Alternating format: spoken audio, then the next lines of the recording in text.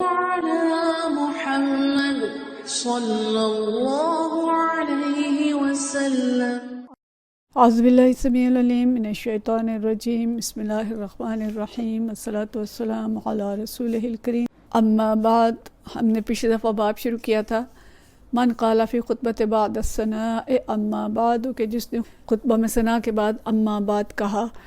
تو یہی باب جاری ہے. ایک طویل حدیث تھی جو ہم نے پچھلی دفعہ پڑھی تھی. اس باب کی اگلی حدیث آج ہم پڑھیں گے انشاءاللہ.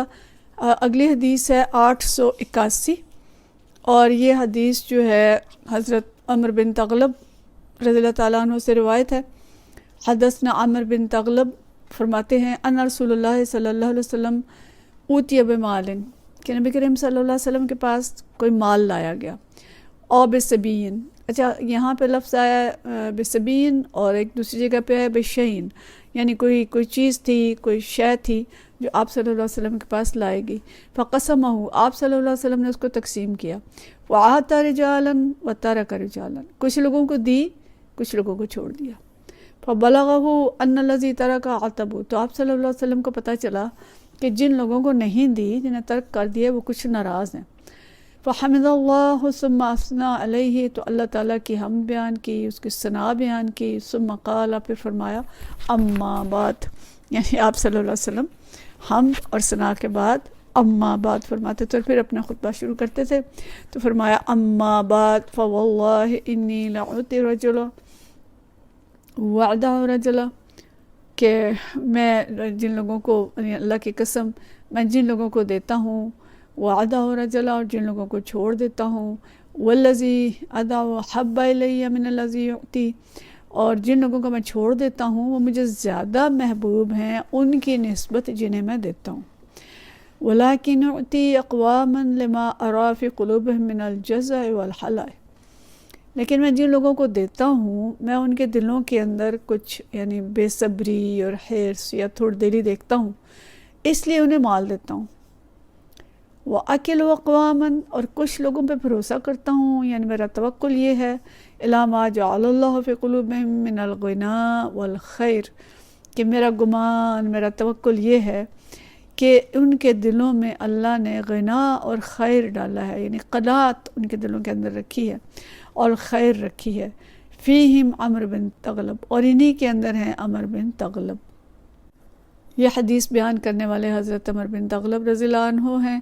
تو انہی کے بارے میں آپ صلی اللہ علیہ وسلم نے فرمایا فیہم عمر بن تغلب، انہی کے اندر جو ہیں عمر بن تغلب ہیں کہ ان کے دل کے اندر قناعت ہے اور خیر ہے. فواللہ ما احب ان لی بکلمۃ رسول اللہ صلی اللہ علیہ وسلم، یہ اب عمر بن تغلب کہتے ہیں کہ اللہ کی قسم مجھے یہ چیز بہت زیادہ محبوب ہے، یا میں ما احب ان، میں اس چیز کو پسند نہیں کرتا، ان لی بکلمات رسول اللہ صلی اللہ علیہ وسلم کے، نبی کریم صلی اللہ علیہ وسلم کے ان کلمات کے بدلے حمر النعم، کہ مجھے سرخ اونٹ ملے. سرخ اونٹ بہت قیمتی اونٹ ہوتے تھے، ان کا اکثر حدیث میں ہمیں تذکرہ ملتا ہے.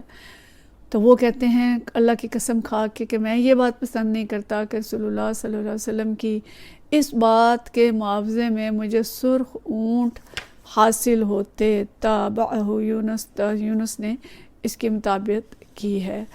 تو یہ بڑی خوبصورت حدیث ہے. اگرچہ تذکرہ تو یہ ہے کہ آپ صلی اللہ علیہ وسلم اپنی بات شروع کرنے سے پہلے اما بعد فرماتے تھے، لیکن اس سے ہمیں دیکھیں کتنی چیزیں پتہ چل رہی ہیں کہ آپ صلی اللہ علیہ وسلم کسی کو مال دے کے خوش کرتے تھے اور کسی کو نہ دے کے اس کا تعریف کر کے اسے خوش کرتے تھے. یعنی یہ حکمت تھی آپ صلی اللہ علیہ وسلم کی، اور اپنی حکمت کے تحت آپ دیکھتے تھے کہ کس شخص کو کس چیز سے خوشی ہوتی ہے اور کس کو کیا دینا ہے. کسی کو مال دے کے خوش کرنا اور کسی کو تعریف کر کے خوش کرنا ہے. تو مال کس کو دے رہے ہیں کہ جس کے دل کے اندر مال کی حرص پا رہے ہیں یا لالچ پا رہے ہیں، یا دیکھ رہے ہیں کہ تھوڑا دلا شخص ہے، اس کو نہ دیا تو یہ ناراض ہو جائے گا، تو اس کو مال دیا. اور جس کو دیکھا کہ اس کے دل کے اندر غنا ہے، خیر ہے، قناعت ہے، تو اس کو اس سے بڑا انعام دیا. اور وہ کیا دیا کہ برسر محفل ان کی تعریف کی، ان کی حوصلہ افزائی کی، جس سے ان کا دل اتنا بڑا ہوا کہ وہ اللہ کی قسم کھا کے کہہ رہے ہیں کہ مجھے اس کے عوض اگر سرخ اونٹ بھی دیے جائیں تو وہ مجھے پسند نہیں ہے۔ تو برسر محفل حوصلہ افزائی کی، جو دوسروں کے لیے بھی ترغیب تھی اور آپ صلی اللہ علیہ وسلم کی محبت کی علامت بھی تھی۔ تو ہمیں یہ پتہ چلتا ہے کہ مال صرف اس کو نہ دیں جس سے محبت ہے، بلکہ محبت پیدا کرنے کے لیے بھی دیں۔ ایک حدیث آتی ہے نا جو سنن الکبریٰ کے اندر موجود ہے، تہادو تحابو، کہ تحائف دو اور محبت پیدا کرو۔ تو کوئی ایسا شخص ہے جس کے ساتھ محبت کا تعلق پیدا نہیں ہو رہا، تو اس کو بھی تحفہ دینا چاہیے، صرف ان کو نہ دیں جن سے پہلے ہی محبت ہے، یعنی ان کو تو دیتے ہی ہیں، لیکن یہ کہ ایسے لوگوں کو بھی دیں جن سے محبت پیدا کرنا چاہتے ہیں۔ تو بہت سارے اس طرح کے واقعات ہمیں حدیث میں ملتے ہیں۔ فتح مکہ کے بعد کا ملتا ہے، جو نئے لوگ مسلمان ہوئے تو ان کو آپ صلی اللہ علیہ وسلم نے بہت زیادہ دیا، حتیٰ کہ انصار جو تھے ان کے دل میں کچھ تھوڑا سا شکوہ پیدا شروع ہوا، تو پھر آپ صلی اللہ علیہ وسلم نے لمبا خطبہ دیا تھا کہ جس کا مفہوم یہ تھا کہ کیا آپ لوگ یہ نہیں پسند کرتے کہ یہ لوگ مال لے جائیں اور آپ اللہ کے نبی صلی اللہ علیہ وسلم کو لے کے جائیں۔ بڑا جذباتی سا خطبہ تھا۔ تو مطلب یہ ہے کہ یہ حکمت انسان کے اندر ہونی چاہیے کہ کس کو کس چیز سے خوش کرنا ہے اور محبتیں بڑھانے کی کوشش کرنی چاہیے۔ اور حضرت عامر بن تغلب جو ہیں بہت خوش قسمت صحابی تھے کہ جن کی آپ صلی اللہ علیہ وسلم نے تعریف کی اور ان کے قناعت کی گواہی دی۔ تو اس سے بھی یہ بھی پتہ چلتا ہے کہ ویسے تو یہ آتا ہے نا کہ منہ پہ تعریف نہ کریں، کہ جس نے منہ پہ تعریف کی اس نے اپنے ساتھی کو ہلاک کیا، لیکن امیر کے لیے یا امام کے لیے اس کو اجازت ہے کہ وہ ترغیب کے لیے یا حوصلہ افزائی کے لیے اپنے ساتھیوں کی برسر محفل بھی تعریف کر سکتا ہے، ان کے منہ پہ بھی تعریف کر سکتا ہے۔ یعنی یہ کوئی ایسا سخت رول نہیں ہے، ہارڈ اینڈ فاسٹ رول نہیں ہے کہ بالکل تعریف نہیں کی جائے گی، بلکہ موقع کے مطابق اور ضرورت کے مطابق امیر یا ناظم یا جو بھی ذمہ دار ہے وہ اپنے ارکان یا اپنے لوگوں کی حوصلہ افزائی کے لیے اور دوسرے لوگوں کو اس کی ایک مثال بنا کے پیش کرنے کے لیے، کسی کا دل بڑھانے کے لیے یہ تعریف کر سکتا ہے۔ البتہ اس میں ایک بات اہم ہے کہ یہ بات کہتے ہیں دانشور حضرات کہ جماعت کے اندر یا جہاں پہ کئی لوگ، کوئی امیر ہو کوئی مامور ہو، تو امیر کا مامورین کی تعریف کرنا تو اچھی بات ہے، اس سے لوگوں کی حوصلہ افزائی ہوتی ہے اور ایک اچھا رواج یا کلچر جو ہے وہ جماعت کے اندر پیدا ہوتا ہے۔ لیکن مامورین کی طرف سے اگر امراء کی تعریف زیادہ کی جانے لگے تو اس سے خوشامد کا کلچر پیدا ہوتا ہے۔